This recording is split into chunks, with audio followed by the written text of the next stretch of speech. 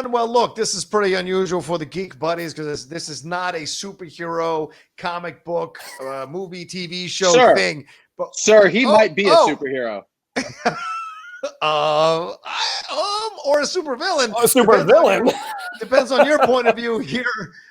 We are breaking down our spoiler-filled review of Tiger King, the new Netflix documentary series that just dropped about a week and a half ago, and it has been storming up the internet. People are discovering it now that they're home, self-isolating, self-quarantine. I think this would have been a little bit of a mini sensation, but the fact that everybody's home, it became a massive sensation. Everybody's talking about it. I mean, people as disparate as Shaquille O'Neal got dragged into this whole conversation. So crazy stuff all around. We're going to break it all down and talk about it. I'm John Rocha, writer, producer, and host here in Los Angeles. I'm Michael Vogel, writer and producer of animated TV shows and movies. And I'm Shannon McClung. I'm an animation writer and a television actor, where you may have seen me on Brooklyn Nine-Nine, The Goldbergs, and 911. Yeah, and I thought the perfect person to introduce everything is Michael Vogel. He's from the deepest part of the South amongst the three of us, so he should be able to explain this better. He's probably grew up with people like this in Gainesville, I'm sure. Michael, take it away. First of all, most of this takes place in Oklahoma. So just slow your roll. Well, we couldn't get blue, so. Wow. Tiger King. Tiger King is a 7-part documentary currently streaming on Netflix that focuses on Joe Exotic, the owner of a tiger zoo in Oklahoma, and the antics of his life. Joe Exotic is by his own description, a gay, gun-toting, mullet-wearing hillbilly who owns over 200 tigers. And the documentary is less about, it is about the world of large cat owners in America, that there's currently more large cats in captivity in America than there are free running wild in the world. And it kind of does show the seedy underbelly. It does show the seedy underbelly of this world and the way people sort of use the tigers for their own financial gain, for their own popularity. And what that really means, but that is by no means what has turned it into the phenomenon that it is. The phenomenon that it is that these are the most batshit crazy characters that you have ever seen in your life, and that the things that go on in this world of large cat owners is batshit insane. They are all crazy. They are all insane.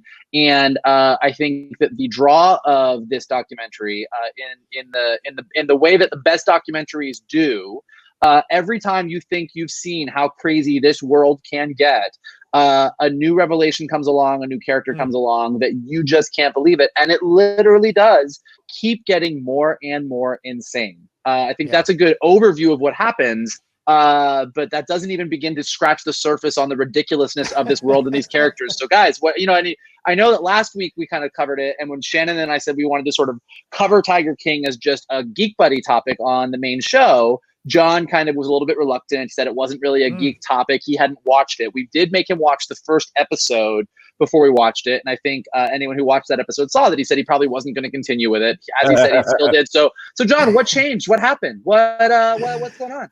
Well, to be honest with you, Lily and I burned through so many series now that we're home most of the time over the last few weeks. Everything has been happening. So I've been more selective about what we watch because I want to enjoy the time that we're watching things. And I said to her, if you watch the first 20, 30 minutes and see if you like it, maybe. I mean, the guys say it's really cool. I'm seeing everyone talking about the internet.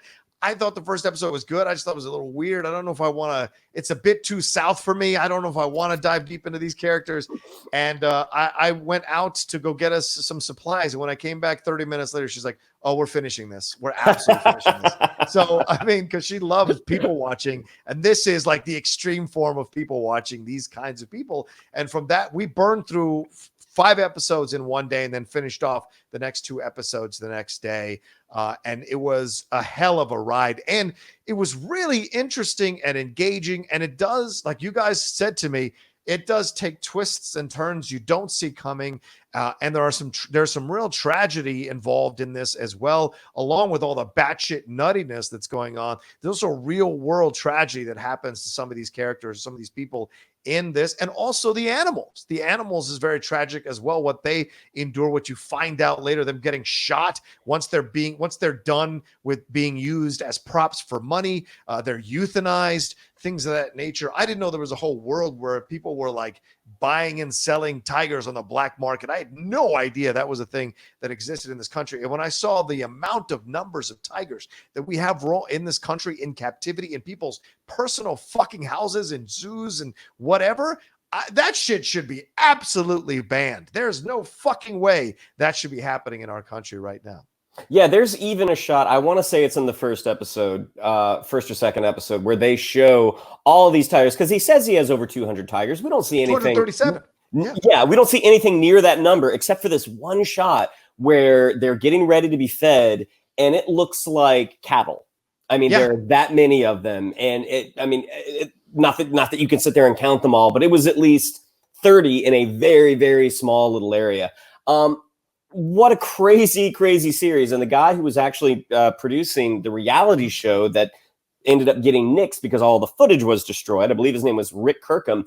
When they show you that intro shot of Joe Exotic in his throne with his cape and he's whipping his sunglasses off, this show, had it ever seen the light of day, it probably would have been successful. I mean, it reeked of like those like Discovery Channel reality shows. Right. Well, and I think also probably part of I think John's right. I think the fact that we're all stuck at home kind of made this it was ripe for, we all needed something to grasp onto in these crazy times.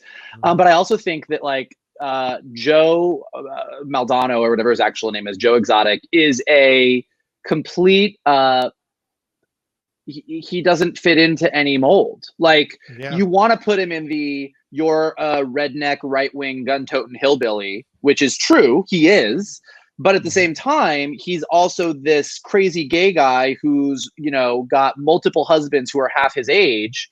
Like there's no like, it's almost like nobody really wants to claim him. Like the liberals are like, he's not ours. The conservatives are like, he's not ours. And he just exists.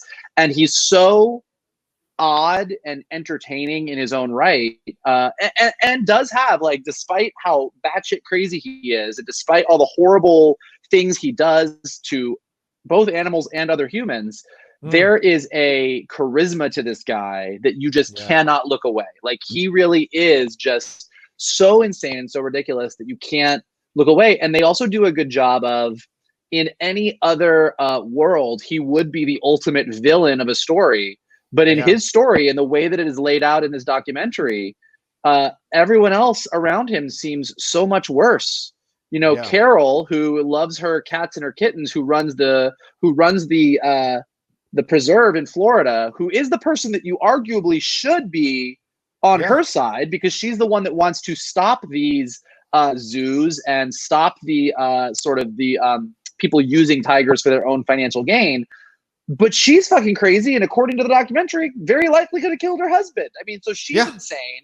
And then you have a character like Jeff Lowe who comes in, who, sort of steals the zoo from Joe, or Joe just sells the zoo because he's an idiot, who is way worse for the tigers and is way more of a con man. It's just like you're surrounded by just this seedy underbelly and the dregs of humanity in this series. And you just can't even decide who you're rooting for, but it's just fascinating throughout. And what political office was he running? Was it governor? Governor. So he won. And president. Well, yes. Right. But he got 17% of the vote, which, to Michael's point, the fact that, yes, there is, despite his craziness, there is an inherent charm to this guy where people like to listen to him. At the same time, I think it speaks to the public in general that 70% of the voting public in Oklahoma voted for this guy to be governor. Not that dissimilar from someone else who's in office right now. Well, 17%. Yeah. 17. I'm really struggling with the fact that I am currently single and can't seem to find somebody to date. And Joe Exotic had 4 husbands. Well, one who we don't see because he was married to him a long time ago before this documentary was shot, but then married to 2 dudes at the same time during this series. And then at the end, after they're gone, gets another husband who he's currently still married to. Yeah. Yeah, it's mind blowing, and I understand your frustration, Michael. But then again, you wouldn't marry these four guys, would you? I mean, it's a matter of like, yeah, you could marry you could go down into the dregs of humanity and grab four of those guys and be husbands with them. Well, but you wouldn't enjoy that experience, I believe. Well, look, first of all, John, his toothless husband, who seems to think that the proper attire for being interviewed for a documentary is shirtless. Oh my God, this is Lindley couldn't stop talking about this. She's like, doesn't he have a shirt lying around somewhere? He got some new teeth, and he looks. Maybe it's just that I'm stuck in quarantine and I've not seen anyone in a few weeks, but he looks better now that he has teeth. Well, he's straight anyway.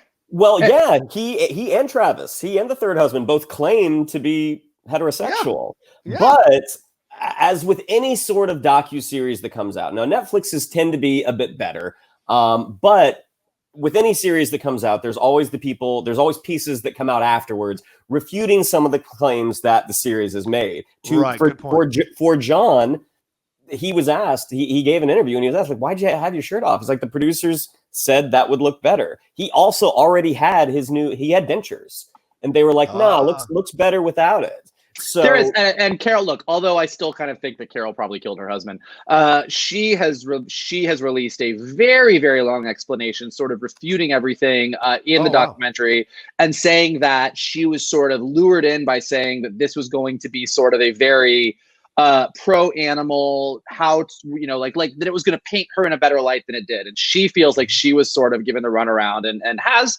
her explanations for what is sort of implied within the documentary. That being said, the Florida Sheriff's Office, in the town where Carol lives, has reopened. I mean, I guess a cold case never really gets closed, but they have put a detective back on the case because now they are getting so many phone calls about it.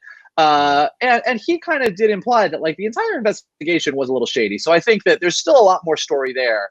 I did read an article that sort of says that Tiger King does sort of erase bisexuality, that like the whole concept that these two dudes were married to Joe Exotic and then, like John went off and like hooked up with a woman. You're like, oh, see, he was straight the whole time. And you're like, well, there are people in the world that like men and women. Like, it's not just that they were like a straight dude jonesing for meth, although maybe they were. And his current husband has made it very clear that he is as gay can be. So there you go. But they're also, speaking of that though, the one character who got their arm chewed off by the tiger, Saf. Yes, Saf.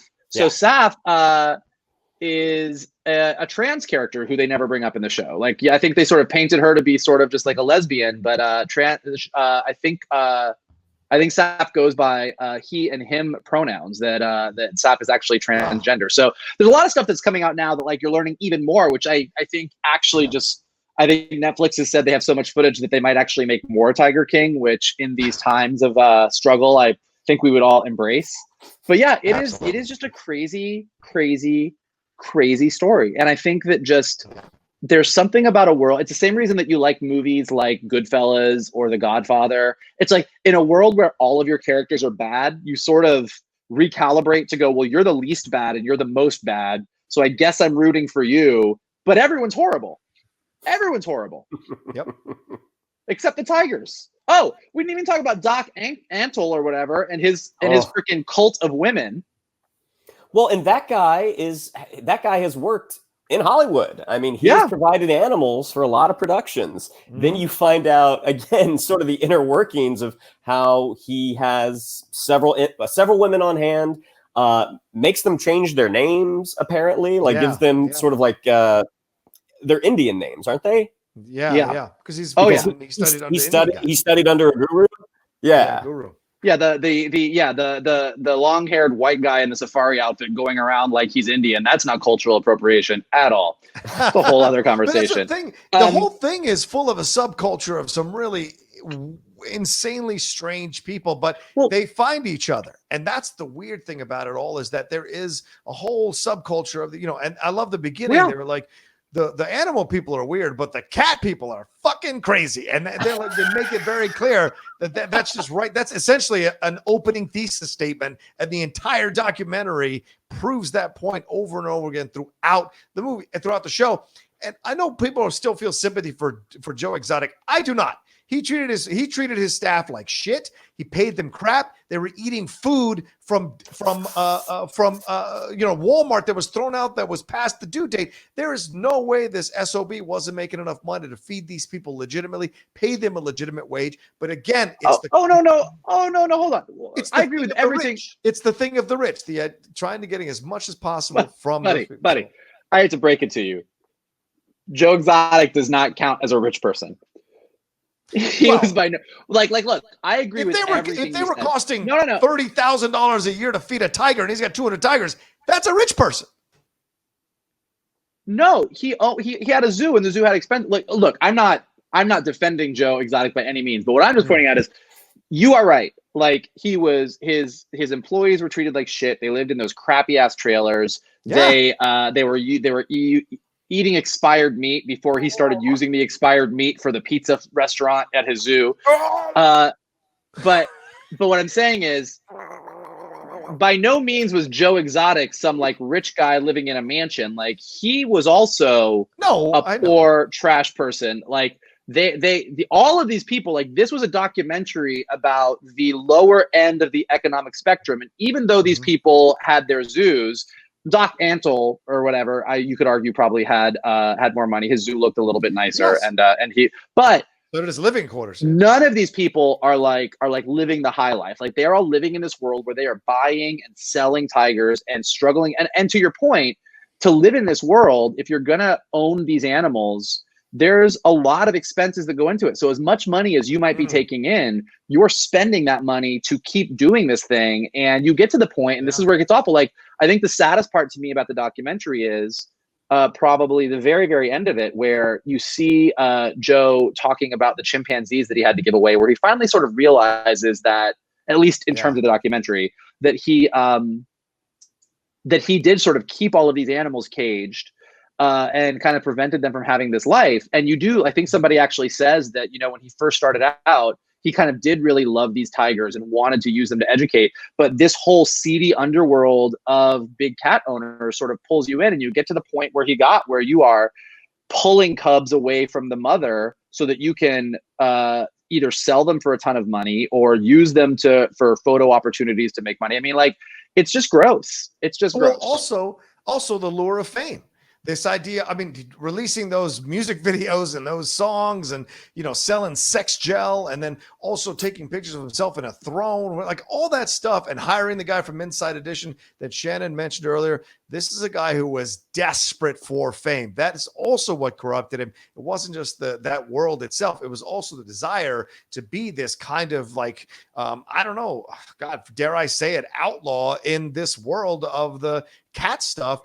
That whole, I mean, him shooting dolls of Carol Baskin is insane. Him with the snakes, so it's just a lesson overall. Yes, in the moment, people are going to love your video, and they're going to think it's cool that you're going after an enemy like this, and they're going to think, oh my God, that's crazy, and they're going to share it. It's going to go viral, but that's momentary or temporary. Look at the long-term effect of doing this. It helped build a case against him by the government. Whether you believe they kind of fixed it or rigged it or whatever, they still had enough evidence from the videos that he shot himself of doing these things to somebody that were in the temporary moment cool, but afterwards they certainly paid a price in the long run and cost him his freedom. For 22 years now, he's apparently sentenced in jail. Sure, but he's more famous now than he's ever been his entire life. So what? He's still in jail. Yeah. I don't know if do they get Netflix in prison? I wouldn't take fame in exchange for jail any day. I think no, of course you would. He would. His current husband. Where is it? I just had it open and I just lost it. Yeah, Dylan Passive. Dylan Passive said, he's answering. Joe is in jail, like answering emails. Has a ton of new fans. People are loving it. He sees all the memes. He sees the things that are popping up. Like he has gotten his wish. He is now more famous than he has ever been and probably ever will be in his entire life. And everybody thinks that Carol, including Cardi B, who tweeted about it, everyone thinks that Carol killed her husband. Well, we should all listen to Cardi B, noted forensic pathologist Cardi B. Cardi B's greatest tweet. Cardi B tweeted, "Oh, Carol, you think you slick, don't you?" And that was the best tweet of the week. Right. She's guilty. Yeah, I know. I get it. What were both of your if you had to pick like one moment, your most what the fuck this is crazy moment, what is it?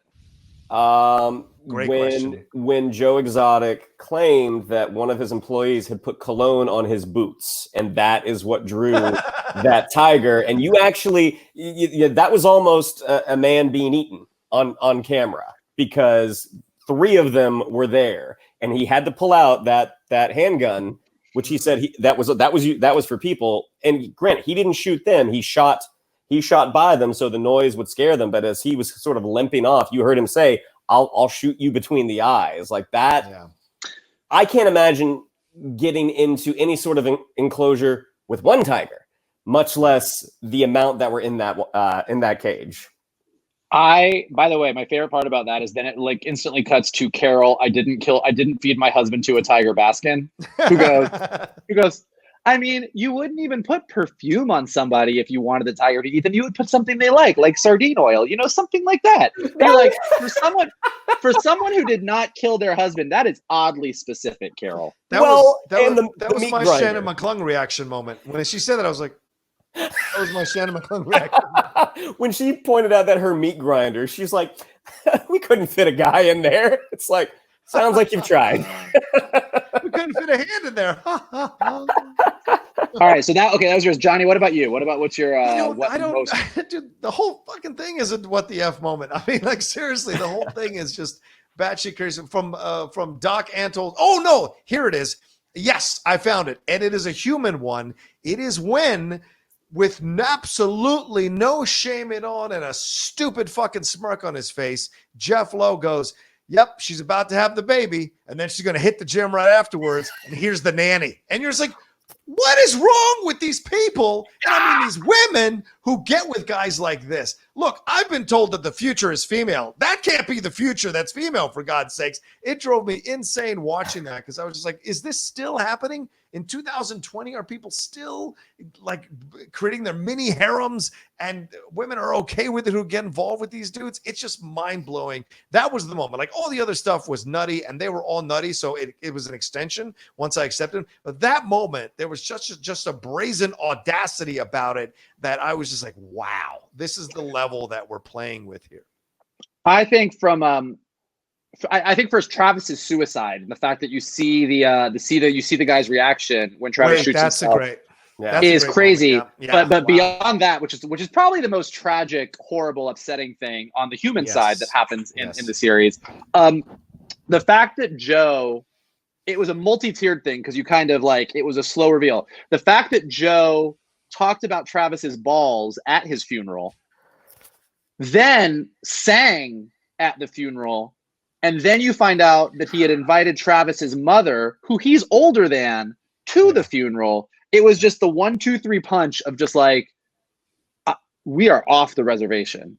Yeah. That, and then the random shot of that other guy, the heavier guy who was sort of dealing with everybody, where he was all of a sudden on a jet ski for no reason. Yeah.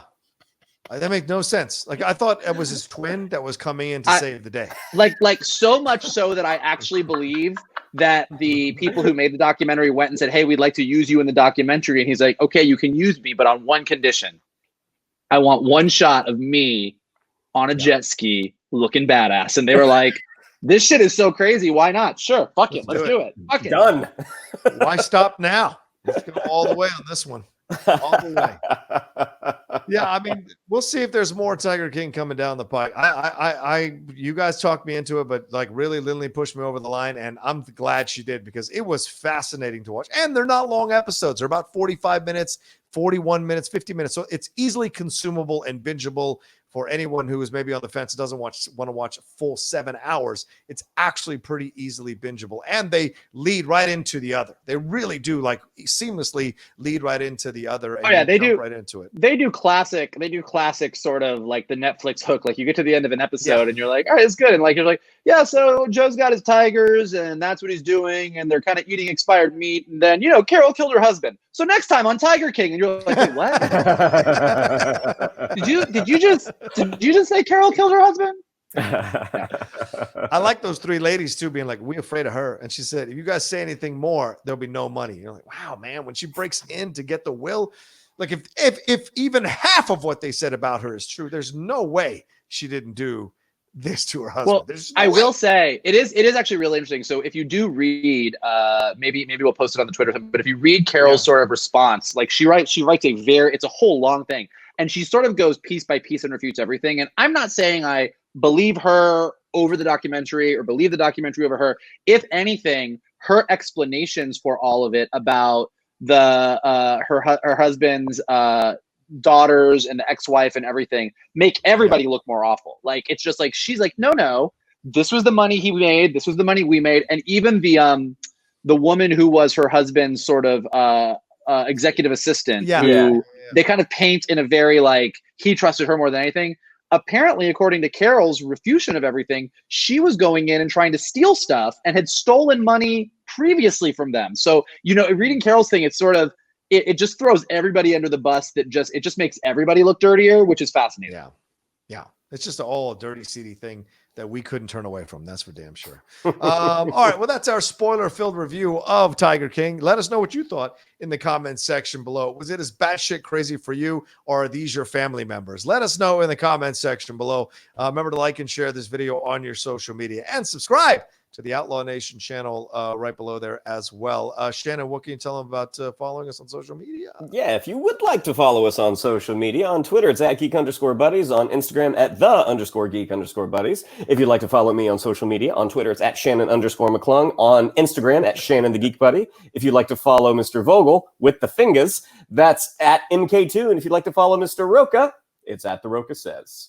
That's right. And yeah, wherever you're listening to this, Anchor, Spotify, iTunes, if you're watching us right now on Johnny's YouTube page, subscribe, rate us, comments, stars, retweets, recommendations. The more that we get the conversation going, the more Geek Buddies we get, the longer we get to do this. So please help us out. There you go. Kaboom, kaboom, kaboom. All right. Love it all. Thank you all so much for joining us here. And if you missed our full episode of Geek Buddies, we dropped that yesterday. So go and listen to that and watch that as well. All right. Love to all of you. We'll talk to you. Hope you're doing hope you're doing well with the self-isolating and the self-quarantine. Don't forget to stay safe, stay healthy, stay 6 feet away from each other, and wash your damn hands, son. Wash your damn hands. All right. We'll talk to you soon. Take care. And Joe Exotic, we love you. Woo!